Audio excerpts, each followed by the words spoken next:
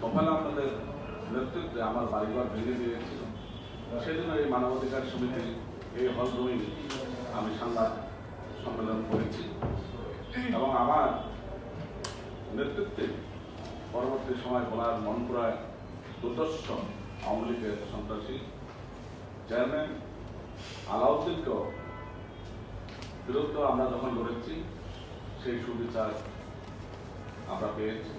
5ই আগস্টের পরে আজকে যে রাজন এখানে সাংবাদিক সম্মেলন আপনাদেরকে অবগত করেছেন, এই রাজন আসলে তিনি বিএনপির ছাত্র দলের গোলাঘাটের একজন নেতা এবং মানবাধিকার সমিতির একজন কর্মী। তার প্রথম কাল হয়েছে তিনি কেন বিএনপি করেন, কারণ এই রাজন ছিল ছাত্রলীগের স্বেচ্ছাসেবক দলের চরপাশনের সভাপতি। সেই ঘোষণার পরে যখন তার নামে গায়েবী মামলা দিয়েছেন, তিনি আত্মগোপনে চলে গেছেন, তখন তার পরিবারের উপরে বিভিন্ন উপায় বিভিন্ন ধারায় বিভিন্ন নির্যাতন করেছেন। পরবর্তী সময় তার পরিবারের সাথে ভুল বুঝাবুঝি করে পরিবার থেকেও তাকে বিচ্ছিন্ন করা হয়েছে। এই রাজনকে আমি ব্যক্তিগতভাবে চিনি রাজনৈতিক কারণে। এই রাজন ছিলেন তৎকালীন চরপাশনের প্রতিমন্ত্রী আলী আজম জ্যাকবের পার্টনার বন্ধু। যখন জ্যাকবের সাথে তার ঘনিষ্ঠতা ছিল, তখন আমার ছাত্র দলের সভাপতি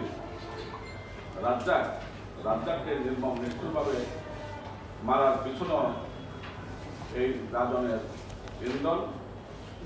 5ই আগস্টের পরে আমাদের এই গোলাঘাটের থানার অন্তর্গত আবু বক্করপুর ইউনিয়নের একজন আমার কর্মী স্বেচ্ছাসেবক দলের এই রাজনের ইন্ধনে তাকে নির্মম নিষ্ঠুরভাবে মৃত্যুবরণ করতে হয়েছে। এই রাজন হচ্ছে মধ্যবর্তী বলছে শত শত কোটি টাকার মালিক, আমার জানা মতো 1000 কোটি টাকার মালিক হবে। তিনি একটা সাধারণ পরিবারের সন্তান হয়ে কিভাবে বাগান বাড়ির মালিক হয়, কিভাবে অটো রাইসের মালিক হয়, কিভাবে ব্রিকফিল্ডের মালিক হয়, কিভাবে শপিং মলের মালিক হয়, ঢাকায় বসিলাতে 10টা বাড়ি আছে। এরা হচ্ছে এই দেশের ক্ষতিকারক এবং ভোলার জন্য এরা আতঙ্ক।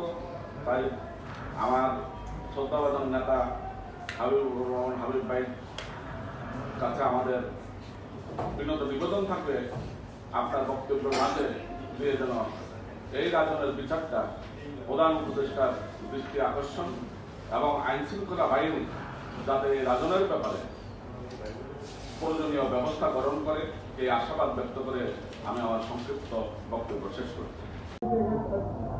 আপনারা আমাদের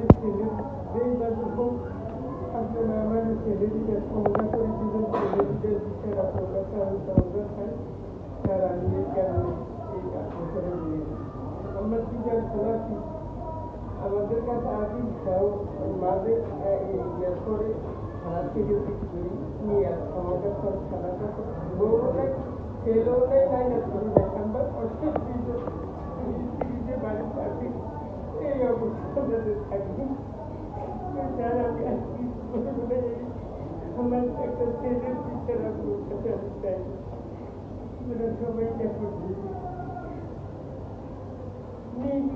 আমার ছেলে এই জায়গার সময় আমার ছেলেগুলো আছে যাই না এই কিভাবে আমার ছেলেকে এই সিএডি করেছে কেউ দিতে আমাদের বাড়িতে যারা গেছার আমরা এই তদন্ত কাজ পাইছি সেরও তদন্ত করতে থানার উচিত আমাদের এটা জানেই আপনারা তদন্ত দেখছেন